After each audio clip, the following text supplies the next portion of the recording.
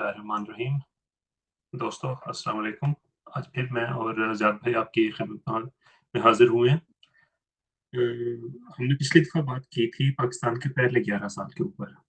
اس کے اوپر ماشاءاللہ کافی اچھا رسپانس آیا، اور میرے خیال میں بہت سے لوگوں کو سیاسی چیزوں کا پتہ چلا ہوگا جن کا انہیں پہلے نہیں پتا تھا۔ مجھے خود سچی بات یہ ہے کہ قرارداد مقاصد کا میں نے سنا ہوا تھا، تھوڑا بہت پتا تھا کہ پہلے سالوں میں کتنا گن مارا گیا، لیکن اس کو میں نے کبھی فارملی کسی اسٹرکچر میں رکھ کے نہیں دیکھا۔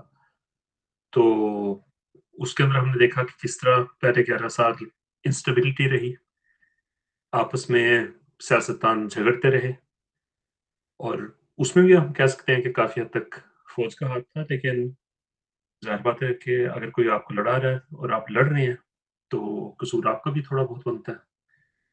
اور انہوں نے کس طرح فوج کو ایک دوسرے کے خلاف استعمال کرنے کے چکر میں سسٹم کے اندر گھسویا۔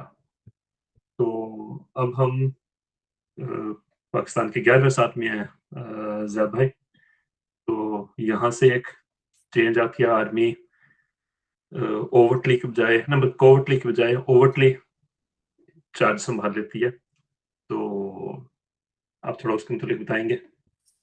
اعوذ باللہ من الشیطان الرجیم، بسم اللہ الرحمن الرحیم۔ جی شعیب، 1958 میں ہم پہنچ گئے۔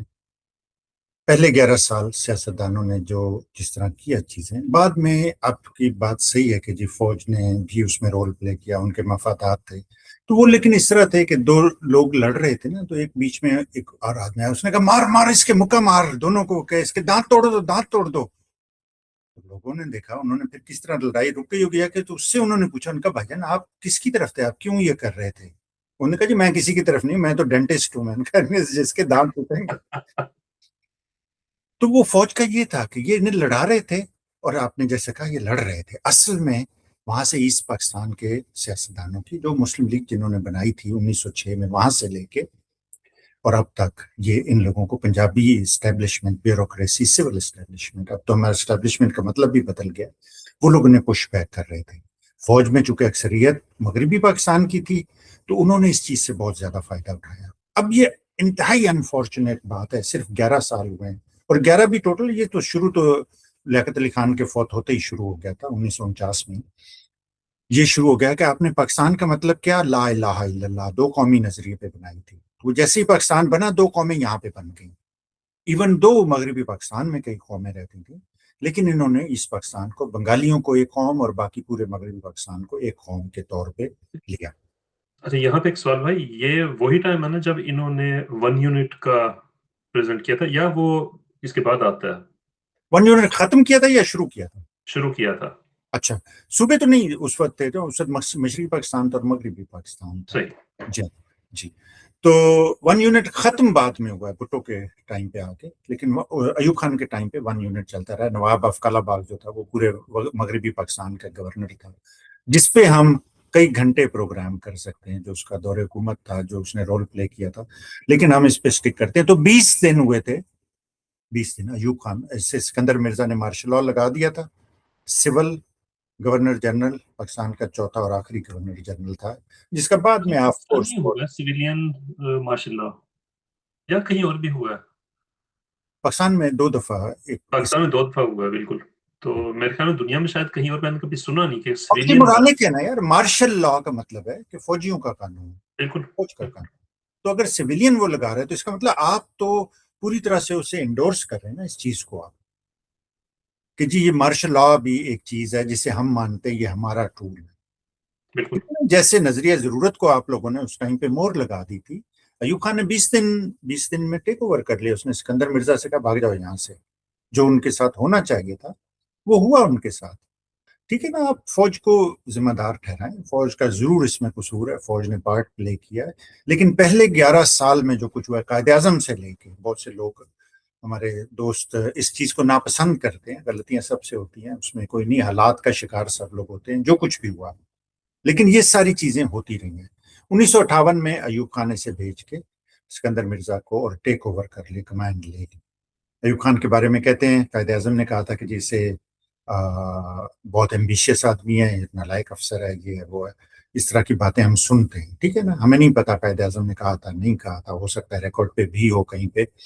لیکن یہ کہ ایوب خان نے ٹیک اوور کر لیا. اگلے 11 سال 1969 تک ایوب خان نے کے دور میں پاکستان گزرا. دو بہت اہم چیزیں ہوئیں. ایک 11 پہلے سال سے یہ بہت ہی کنٹراسٹنگ ٹائم تھا. وہاں پہ 11 سال میں 4 گورنر جنرل، 8 سربراہ مملکت، یہ سارے چینج ہوئے اس ٹائم پہ. 11 سال کے اندر 8 سربراہ مملکت، 4 گورنر. یہاں پہ اب ایک ایوب خان تھا اگلے 11 سال تک، ٹھیک ہے نا. ایک چیز تو یہ ہوئی، اسٹیبلٹی آ گئی. اسٹیبلٹی آنے سے بہت سی چیزیں ہوتی ہیں خود بخود ٹھیک ہو جاتی ہیں. ہم سب دیکھتے ہیں گھروں میں بھی جب کیوس مچتا ہے، مہمان وغیرہ آ جاتے ہیں، ایک دم سے چیزیں بدلتی ہیں، تو پھر وہ کسی کو کسی کی وہ ہوش فکر پرواہ نہیں رہتی، چیزیں بکھر جاتی ہیں، پھیل جاتی ہیں، بے ترتیبی ہوتی ہے. تو اسے اب اسٹیبلٹی میں لے آتے ہیں. اور اتنی بڑی قوم تھی اور اتنا بڑا انہوں نے کام کیا تھا اور اتنی چارج تھی ترقی کے لیے.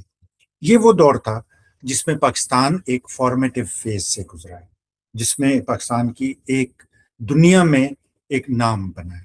اس میں اب کس کا کتنا رول تھا؟ ایک تو انٹرنیشنل حالات ایسے ہو گئے تھے جن میں پاکستان کی ایک بہت پیوٹل اہمیت بن گئی تھی. چائنا کے ساتھ ان کا کولڈ وار چونکہ ہو رہی تھی. کولڈ وار کا مطلب ہے کہ روس کمیونزم کا لمبردار تھا. جب جنگ عظیم ختم ہوئی تھی تو دنیا کو 3 حصوں میں سمجھیے تقسیم کر دیا گیا تھا. ایک تو ویسٹرن یورپ تھا، امریکہ تھا، اور ان کے حاشیہ بردار ممالک تھے جنہیں انہوں نے جو ترقی جنہیں کی تھی، گوروں کے ملک جنہیں آپ کہتے ہیں آسٹریلیا، کینیڈا، جو کالونیز رہ چکی ہیں. لیکن کالونیز رہنے کے باوجود چونکہ گورے تھے سارے تو انہوں نے ترقی کی تھی. باقی کالونیز جو ہیں انہوں نے لوٹ کسوٹ کے یہ لوگ سارا کچھ لے گئے تھے، جو اب ہمیں اخلاقیات کا سبق پڑھاتے ہیں. یہ ہاں تو ایک طرف تو وہ فرسٹ ورلڈ اسے ہم کہتے تھے اس ٹائم پہ، اس کا نام انہوں نے فرسٹ ورلڈ رکھ دیا تھا. سیکنڈ ورلڈ تھی جتنے بھی ایسٹرن یورپ کو انہوں نے تقسیم کر دیا تھا. رشیا اور چائنا اور انڈیا اس وقت بہت بہت امپورٹنٹ ایلائی تھا اس وقت. ایون دو انڈیا نے اتنی ذہانت سے اور اتنی سلیقے سے یہ کام کیا تھا کہ نان الائنڈ موومنٹ جو جواہر لال نہرو نے اور مارشل ٹیٹو نے مل کے بنائی تھی. یعنی ہم کسی کے ساتھ الائنڈ نہیں ہیں، نہ ہم اس بلاک میں نہ اس میں ہیں، لیکن کلیئرلی یوگوسلاویا بھی اس ٹائم پہ، انڈیا بھی، سارے جو ہیں وہ سیکنڈ ورلڈ کا حصہ تھے، کمیونزم بلاک کا. تو اب چائنا جو ہے اس وقت بہت فارمیٹیبل تھا. ایون دو چائنا نے اتنی ترقی نہیں کی تھی لیکن بہت بڑا ملک تھا اور یہ سے متاثر تھا. چیئرمین ماؤ کا انقلاب اور یہ ساری چیزیں اگر آپ ذہن میں رکھتے ہیں نا، تو امریکیوں کو بہت شدید ضرورت تھی کہ کسی طرح ان سے وہ کلوز ہوں، ان کے ساتھ ڈائلاگ شروع کریں، کسی طرح انہیں انگیج کریں، تاکہ کمیونزم اتنا چائنا، انڈیا اور رشیا کو ملا کے وہ تو سمجھے پورا خطہ ان کے اسٹرانگ ہولڈ میں آ جاتا تھا. لیکن پاکستان نے وہ رول کیا. میں نے کئی دفعہ یہ چیز ذکر کی ہے، سی آئی اے کے ڈاکیومنٹس ہیں جو یہاں پہ 30 سال بعد وہ انہیں پبلک کرتے ہیں. تو ان ڈاکیومنٹس میں نے خود نہیں دیکھے وہ ڈاکیومنٹس، بہت سے لوگوں نے دیکھے، ایکسپرٹس نے دیکھے. انہوں نے کہا ہے کہ جی انگلینڈ تقسیم کے خلاف تھا، امریکیوں نے پش کیا تھا. انہوں نے کہا جی ہمیں ایک آئیڈیولوجیکل اسٹیٹ چاہیے جو آئیڈیولوجیکل ایک ریولیوشن جو آیا ہے، جو ایک طوفان آ رہا ہے، اس کے ڈیٹر کر سکے، اسے روک سکے سامنے. جی تو وہ جو ہم نے دیکھا کہ 1980 میں آ کے جو افغان وار ہوئی تھی رشیا کے ساتھ، اس میں پاکستان نے بہت امپورٹنٹ رول پلے کیا تھا. تو ایوب خان کے 1958 سے 1969 تک اسٹیبلٹی آئی. ویسٹرن دنیا کو ہماری بہت شدید ضرورت تھی اس وقت، کیونکہ پاکستان چائنا کے کلوز تھا. چائنا نے بے شمار دنیا میں ڈپلومیٹک اور سمجھے ٹیکٹیکل مووز کی، ان کی اسٹریٹجی رہی. پاکستان میں بے شمار چیزیں چینج ہوئیں، لیکن ایک چیز جو ہے مور اور لیس چلتی رہی بہت سالڈ طریقے سے، وہ چائنا اور پاکستان کے ریلیشن شپ تھے. حالانکہ پاکستانی حکومتوں نے آپ نے دیکھا کہ بہت سی جگہوں پہ بہت ہی کمزوری کا، نالائکی کا، بے وقوفی کا مظاہرہ کیا، اور امریکیوں کی گود میں جا کے انہوں نے چائنیز کو نقصان بھی پہنچایا، لیکن چائنیز نے اسے بڑی خندہ پیشانی سے برداشت کیا. تو اس وقت سیٹو سینٹو کے بلاکس بن رہے یہ تھے. وہ زمانہ بھی نہیں ہے جہاں پاکستان نے ایک رول پلے کیا تھا امریکہ اور چین کو؟ ایبسلیوٹلی جی ہاں، جی جی بالکل وہی ٹائم ہے، کیونکہ کولڈ وار تھی نا، تو ہر چیز فروزن تھی. رشیا کے تو ظاہر ہے امریکی اسے، امریکہ از اے وارنگ نیشن، آپ کو یہ سمجھنا ہے. 250 سال اب ہو گئے امریکہ کو بنے ہوئے، اس میں صرف 26 سال امریکہ ایکٹیو وار میں نہیں تھا. جس کا مطلب کہ پیسے وار میں پھر بھی تھا. دوسرے جو ریبلز ہیں اور دوسرے گروپس ہوتے ہیں نا, اسپلنٹر گروپس ادھر سے ادھر سے, انہیں یہ لوگ کرتے تھے, پروموٹ بھی ان کرتے کی تھے. اکانومی ساری اسی کی بلڈ ہوئی بھی ہے. پوری اکانومی اور ڈاکٹرین ان کی ایسی ہے, بالکل بالکل. ان کی پورے سسٹم میں, ان کے مائنڈ سیٹ میں وہ چیز گھسی ہوئی ہے, تو اس کے بغیر یہ رہ نہیں سکتے ہیں. تو انہوں نے رشیا کے معاملے کو اتنا اچھالا امریکیوں کو ڈرانے کے لیے کہ کیوبا اتنا سا جزیرہ ہے یہاں پہ یار, اتنا سا جزیرہ چھوٹا سا, اس سے انہوں نے پوری امریکن قوم کو اور دنیا کو ڈرا کے رکھا بڑے لمبے عرصے تک, جب تک کہ کینیڈی جیسا ایک لیڈر نہیں آیا جس نے اسے تھوڑا سا پش بیک کیا فوج کے اثر و رسوخ کو. تو ہمارا اس وقت پاکستان سے چونکہ ٹاپک پاکستان ہے تو ہم اس پہ فوکس کرتے ہیں. اچھا, سٹیبلٹی میں کیا ہوتا ہے؟ ایک سٹیبلٹی اور دوسرا ویسٹرن قوموں کو ضرورت پڑی تو پیسہ آیا ہمارے پاس, انہوں نے ہمیں پیسے دیے اور ہمیں سپورٹ کیا. دوسرا یہ کہ ایوب خان ایک kind of presentable in the sense تھا آدمی کہ وہ بات کر سکتا تھا لوگوں سے جا کے, as oppose to many of our people before جنہیں وہ نہیں سمجھتے تھے. ظاہر ہے یہ سینڈرس وغیرہ میں ویسٹرن اس کا کلچر کا یہ تھا. ایوب خان بہت ہی ماڈرن قسم کا اس کا سٹینس بھی تھا, آؤٹ لک بھی تھی, رہن سہن بھی تھا, تو یہ بہت ایکسیپٹیبلٹی اس کی بہت زیادہ تھی. تو ویسٹرن, دیکھیے ویسٹرن دنیا کی ترقی کی ایک وجہ یہ ہے کہ یہ لوگ اپنی کاز پہ بہت فوکس کرتے ہیں, چاہے وہ ان کے ملک سے ریلیٹڈ ہو, چاہے ان کا جو بھی مقصد ہے, کریئر ہے, جس چیز پہ بھی ہے نا, فوکس کرتے ہیں. تو جب انہیں پاکستان کی ضرورت ہے تو پھر انہیں پاکستان کی ضرورت ہے, یہ لوگ پیسے بھی دیں گے, اسلحہ بھی دیں گے, ہیومن رائٹس بھی سارے یہ اگنور کریں گے, یہ ساتھ میں اسے کریں گے. تو اس ٹائم پہ یہ ہو رہا تھا پاکستان میں. اس ٹائم پہ ہماری جتنی بھی پالیسیز تھیں, جتنا بھی انفراسٹرکچر تھا, چاہے وہ فزیکل انفراسٹرکچر تھا, چاہے وہ آپ کا لیگل انفراسٹرکچر تھا, چاہے آپ کا ایجوکیشنل تھا, اس کی بنیاد ان 11 سال میں رکھی گئی تھی. صحیح. ان 11 سال میں پاکستان ایک ایشین ٹائیگر تھا, ٹرولی ایشین ٹائیگر تھا. میں اپنے دوستوں کے لیے یہ بتانا چاہتا ہوں, اتنی بڑی اس ٹائم تھی کہ جرمنی کو امداد دی پاکستان نے, کوریا نے ہمارا 20 سالہ منصوبہ استعمال کیا, اسے امداد دی. پاکستان نے سنگاپور کو, یو اے ای کو, ان سب لوگوں کو ٹیکنیکل اور بزنس سپورٹ دی. پاکستان اس لیول پہ تھا. انڈیا میں مسلمان جو تھے وہ they used to look up to Pakistan. یار یہ پاکستان, یہ تو بڑا ہی زبردست آئیڈیا تھا, یہ انہوں نے ایسا کام کیا. اس کی وجہ یہ تھی کہ اسٹیبلٹی تھی, اس کی وجہ یہ نہیں تھی کہ کوئی فوجی کوئی بہت ہی کوئی انٹلیکچوئلز ہوتے ہیں یا کوئی بڑے کوئی پلاننگ کے یا لیڈرشپ کے یا رولنگ کے ماسٹرز ہوتے ہیں, ایسا کچھ نہیں تھا. جب آپ اسٹیبلٹی لاتے ہیں تو بہت سی چیزیں خود بخود ہو جاتی ہیں. اب اس میں ایک چیز تو یہ ہو گئی کہ جو ویسٹرن ورلڈ نے ہمیں بہت وہ کیا, پیار کیا, پیسے دیے, چیزیں ہمارے. اب دو چیزیں ہوئیں. جب بھی ترقی ہوتی ہے نا, اکنامکس کا اصول ہے کہ جب بھی آپ انفراسٹرکچر اسپیشلی بلڈ کرتے ہیں نا تو کنسنٹریشن آف ویلتھ ہوتی ہے. اس کا مطلب ہے کہ کسی حد تک یہ آپ کو کچھ خاندان, کچھ ایک گروپ ہوتا ہے, کوئی ایک معاشرے کا ایک طبقہ ہوتا ہے جس کے پاس دولت زیادہ آ جاتی ہے. لیکن پاکستان میں چونکہ انہوں نے اس چیز کے عوام کی وغیرہ کی تو پرواہ نہیں کی تھی. آتے ہی جب مارشل لا لگایا تھا نا تو انہوں نے چمنیوں پہ اور اس پہ کرو اور قصابوں سے کہو کہ جی وہ جالیاں لگا لیں کہ مکھیاں نہ, اس طرح کی جو آپٹکس یہ لوگ کرتے ہیں نا, تاکہ لوگ کہیں یار یہ تو بڑا انہیں خیال ہے ہمارا, یہ تو ہر چیز بدل گئی ہے, ہم نے تو سوچا بھی نہیں تھا. وہ چیزیں انہوں نے ضرور کی تھی جس سے آپ کو لگتا تھا کہ یار یہ اب پاکستان کا ترقی سے کوئی نہیں روک سکتا. اس ٹائم پہ کنسنٹریشن آف ویلتھ کا شعیب یہ حال تھا کہ سیکریٹری انڈسٹریز کی شادی ہوئی, کی بیٹی کی شادی ہوئی, 250 نئی گاڑیاں تحفے میں دی گئی اسے, لائنوں کی لائنیں لگی ہوئی, اتنا وہ تھا.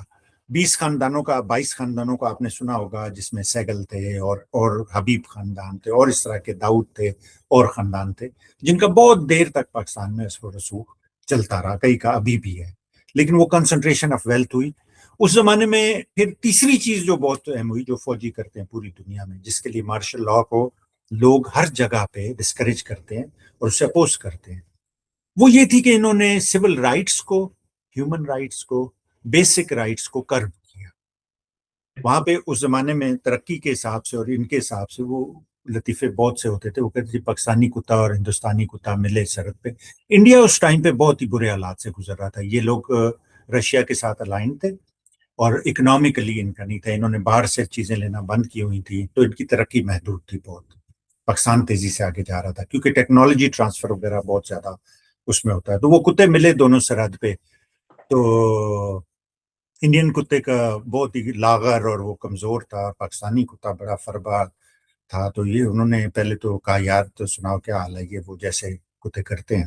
پھر اس نے کہا انہوں نے کہا ہندوستانی کتے نے کہا یار مر گئے ہیں بھوکے، یہاں تو کھانے کو نہیں ملتا. تو یہ پھر اس نے ایک دم دیکھا، اس نے کہا تمہاری تو بڑی جان بنی ہوئی ہے تمہارا. کہتے ہاں یار جان بڑی ہے، کھانے پینے کو بڑا ہے، ہر چیز بڑی ہے، لیکن موقع نہیں دیتے.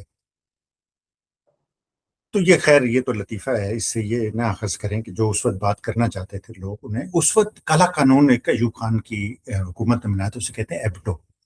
اس صحافیوں کو جو بھی سچ بولنا چاہتے تھے اس ٹائم پہ، آپ یاد رکھیے ایسے ایسے لوگ تھے، اللہ شاہ بخاری تھے اس ٹائم پہ، سعادت حسن منٹو تھے اس ٹائم پہ، حبیب جالب تھے. یہ سارے لوگ اس ٹائم پہ ایسے لوگ تھے جو اپنے اپنے انداز میں وہ روک نہیں سکتے، you could not hold them back, وہ بات کرتے تھے.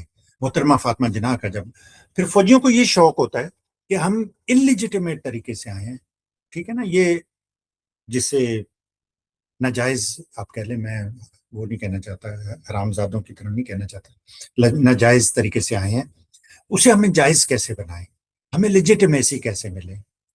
تو پھر یہ سب سے پہلا کام تو یہ کرتے ہیں کہ یہ چن کے نا وہ سیاستدان جو حکومت کا حصہ نہیں تھے، جو پٹے ہوئے تھے، جو دوسروں کے مخالف تھے، جو اچھے سیاستدانوں تھے، انہیں یہ آگے کرتے ہیں، دوسروں کو یہ پیچھے کرتے ہیں. بنگالی خاص طور پہ بہت سلجھے ہوئے سیاستدان تھے، جن میں بہت سے ہیں، میں ان کے نام بتانا شروع کروں تو انہوں نے پش بیک کیا، انہیں پیچھے ہٹایا اور اپنے چمچوں کو آگے کیا. ان میں نواب افکال باغ ایک بہت بہت ظالم، وہ سمجھے حجاج بن یوسف کی طرح ظالم آدمی تھا، انگریزوں کے زمانے کا سمجھے وہ ایڈمنسٹریٹر تھا. تو وہ نو آبادیاتی نظام کی ایک پوری تصویر تھا، لوگوں کو وہ کیڑوں مکوڑوں کی طرح ٹریٹ کرتا تھا. وہ گورنر تھا مغربی پاکستان کا، اتنا ظالم آدمی تھا. بعد میں اسے اس کے بیٹے نے گولی مار دی، کوئی گھریلو تنازع ہوگا یا جو بھی ہوگا، لیکن وہ نواب افکال باغ جیسے لوگوں کو پروموٹ کیا. ظاہر ہے پھر ایوب خان نے سوٹ پہن لیا یونیفارم کے بجائے، پھر اسے شوق ہوا کہ جی میں اب سویلین بنوں، میں اسے کتنا کھینچ سکتا ہوں. آئین تو ظاہر انہوں نے ایبروگیٹ کر دیا تھا 1956 میں جو بنا تھا، اسے ختم کر دیا تھا انہوں نے. پھر بننے کا شوق ان کو اکثر ہو جاتا ہے پاکستانی ڈکٹیٹرز کو، ہمیشہ ہمیشہ دیکھیں نا، آپ ایک ناجائز اور غلط چیز کو کیسے اور کب تک کھینچ سکتے ہیں؟ آپ کو کسی کا I don't know ضمیر ہوتا ہے یا نہیں ہوتا، لیکن ایکسٹرنل پریشر بہت زیادہ ہوتا ہے، آپ کو دوسروں کو ساتھ لے کے چلنا ہوتا ہے. پھر آپ فوج کو بھی آپ نے خوش رکھنا ہوتا ہے کہ جی آپ آئے اس لیے تھے کہ جی ہم کرپٹ سیاستدانوں سے پاک کریں گے ملک کو. اور یہ دیکھیں اب فلم ابھی تک وہ ریپیٹ ہو رہی ہے، بالکل. آپ انہیں لوگوں کو لے کے آ گئے. پھر آپ ایک کوئی نہ کوئی جمہوریت کا ایک اوڑھ کے بھیڑ کی کھال میں بھیڑیا آپ بنتے ہیں، پھر آپ وہ کرتے ہیں. تو ایوب خان نے بیسک ڈیموکریسی کا سسٹم کیا، پریزیڈنشل، انہوں نے اپنا آئین بنایا 1956 کے آئین کو ختم کر کے. اپنا 1962 میں انہوں نے اپنا 1962 تک کھینچ کے لے گئے، 58 سے 62 تک تقریباً 3.5-4 سال یہ لوگ کھینچ کھانچ کے لے جاتے ہیں کسی طرح. پھر انہیں ضرورت ہوتی ہے کہ جب آپ لیجیٹیمیسی کریں سول سوسائٹی کو، اور پولیٹیشنز اس طرح کے جو ہیں، انہیں اس سے پرواہ نہیں ہوتی کہ یہ کرپٹ ہیں، لوگوں کے لیے سوچتے ہیں یا کچھ، ان لوگوں کا کچھ بالکل خیال نہیں ہوتا. لوگوں کا فائدہ یا نقصان جو ہوتا ہے نا، وہ کولیٹرل اس میں ہوتا ہے، ڈیمیج میں، کولیٹرل بینیفٹ اور کولیٹرل ڈیمیج ادھر وے ہو جاتا ہے. وہ صحیح. آپ کچھ کہہ رہے ہیں؟ نہیں، میں وہی سوچ رہا تھا کہ ہم تقریباً اسی جگہ پہ پہنچ گئے ہیں آج بھی. آپ جو بتا رہے ہیں یہی حالات تقریباً ہم آج بھی دیکھ رہے ہیں. انور مسعود کی نظم ہے کوفتہ، جس میں وہ بتاتے ہیں کہ کیسے گوشت کو پہلے آپ کاٹ کاٹ کے قیمہ بناتے ہیں، پھر اسے اکٹھے کر کے آپ ایک کوفتہ سا بناتے ہیں اسے، پھر اس کوفتے کو دانتوں سے آپ چبا کے پھر اس کا قیمہ بناتے ہیں. وہ آخری اس کا جملہ جو ہے بہت ہی وہ سبق آموز ہے. وہ کہتے ہیں کہ پاکستان کا سفر بھی مجھے ایسا ہی لگا، یہ شعر ہے اس کا، جتھے دی کھوتی اوتھے آن کھلوتی. بار بار بار بار یہ ہوا ہے. آگے جب ہم چلیں گے ہم دیکھیں گے ضیاء الحق نے، مشرف نے، اور اب اس نے، بغیرت آدمی نے، ان سب نے وہی کیا ہے، وہی پلے بک ہے ان کی جو چل رہی ہے. اچھا، لیکن ایک چیز ہے بھائی، آج بھی ہمارے بزرگوں کی جو جنریشن ہے، ان میں بہت سے لوگ अभी भी कहते हैं कि नहीं, अयूब खान का टाइम सही था। और उसमें जो आपने बात की ना स्टेबिलिटी की, कि स्टेबिलिटी थी कम से कम। देखिए, आपको वो कंट्रास्ट क्लियर नजर आता है, पहले 11 साल में क्या हुआ, अगले 11 साल में क्या हुआ, ठीक है ना। बिल्कुल। तो वो उस, जो लोग देखते हैं ना, ये सेल्फिश व्यू होता है आपका, मायोपिक सा व्यू होता है। आप छोटी नजर से देखते हैं, अभी तक ऐसे आपको बुजुर्ग मिल जाएंगे जो कहे अंग्रेज द टाइम थे बड़ा ही सही, बिकॉज क्योंकि वो उनका ये था कि लॉ एंड ऑर्डर सही रहेगा तो हम यहाँ से चीजें लूट के ले जाएंगे आसानी से, बिल्कुल। हमारे अलावा कोई बदमाश नहीं होना चाहिए। बिल्कुल। कॉलोनाइजर्स का और इनका फौजियों का एक ही प्रिंसिपल है कि हाँ, उन्हीं हमें ने सीखा बदमाश ना, होना है। उन्हीं की फौज थी ये। हाँ जी। तो उन्हीं का प्रिंसिपल सीखा इन्होंने। तो वो जो लोग इस तरह खुदगर्जी से सोचते हैं ना, उन्हें तो लगता है कि यार ये बड़ा अच्छा टाइम था, यूब खान का टाइम बहुत अच्छा था, लेकिन उसके अलावा आप एक दूसरी चीज भी है भाई, कि देखें अयूब खान के टाइम पे डेवलपमेंट काफी हुई थी। मतलब यानी उसके अंदर उसकी कुछ और वजूहत भी थी, और एक दूसरी बात ये भी थी कि अयूब और उसके साथी जो थे वो पावर हंग्री ज्यादा थे, फाइनेंशियली करप्ट नहीं थे, जो हमने बाद में आने वाली खेप में देखा है। एब्सोल्युटली, देखिए दो चीजें थी, एक तो आपको जब स्टेबिलिटी मिलती है ना और पैसे आपको मिलते हैं, बाहर से पैसे आते हैं, तो बिल्कुल। ऑटोमेटिक है, ये कुदरत के उसूल के तहत ऑटोमेटिक तरक्की हो जाती है। जैसे थाने में जब एसएचओ आता है ना, कोई ईमानदार एसएचओ होता है, कोई बेईमान होता है, कोई जराइम पेशा लोगों की सरपरस्ती करता है, कोई खुद जराइम पेशा होता है, तो हर एसएचओ के आने से, जो आप पहले बात कर रहे थे कि शख्सियत का कितना बड़ा असर होता है निजाम पे, उसके आने से उस इलाके का सिस्टम बदलता है थोड़ा बहुत, उसकी पर्सनैलिटी की आपको छाप नजर आती है वहां पे। तो लेकिन डेफिनेटली इसमें एक दूसरी बात भी है कि जिस तरह आप बात कर रहे थे ना, मुझे मेरे जहन में आ रहा था कि जब लोग कहते हैं कि उस वक्त इकोनॉमी बेहतर थी। देखिए, अगर मुझे फाइनेंशियल मसाइल हैं, आप मुझे कहते हैं यार मैं तुम्हें कुछ पैसे दे देता हूँ, मुझे पैसे मिलते हैं आपसे, मैं कहूँ कि मेरी इकोनॉमी ठीक हो गई है। साथ बात, मेरी इकोनॉमी तो ठीक नहीं हुई। मैंने अगर कोई मुझे जॉब नहीं मिली, मुझे कहीं से पैसे आने शुरू नहीं हुए, मेरी अपनी आमदनी शुरू नहीं हुई, आपकी मदद से मेरे हालात बैलेंस हो सकते हैं कुछ देर के लिए, लेकिन लॉन्ग टर्म सही नहीं होते। तो बात इसी ये कि तरह जब आप बाहर से आपको आप सेंटो और दूसरी तंजीमों में शामिल होंगे, आप वेस्ट आप मतलब जो 2 सैंड बैग बन गए ना, आप सैंड बिल्कुल। बैग आप बन और उसके अलावा ये है कि आपने बहुत से लड़ाइयाँ उनकी तरफ से लड़ी, और आपने बहुत उनके लिए भी काम किया, कुछ अच्छा भी किया। हम बात कर रहे थे पहले चीन को चीन के साथ जो अमेरिकन क्लोजनेस हुई थोड़ी, उसमें पाकिस्तान ने एक बड़ा इंपॉर्टेंट रोल प्ले किया। लेकिन उसमें शायद एक चीज याद रखने की आपको जरूरत है, अमरीकियों को का फोकस ये था, चाइनीज का फोकस वो था। हमने हमेशा की तरह, जैसे अभी ईरान में भी आप देख रहे हैं, हमने एक बीच में एजेंट या ब्रोकर का रोल किया था, उन दोनों ने अपना अपना फायदा उठाया इससे।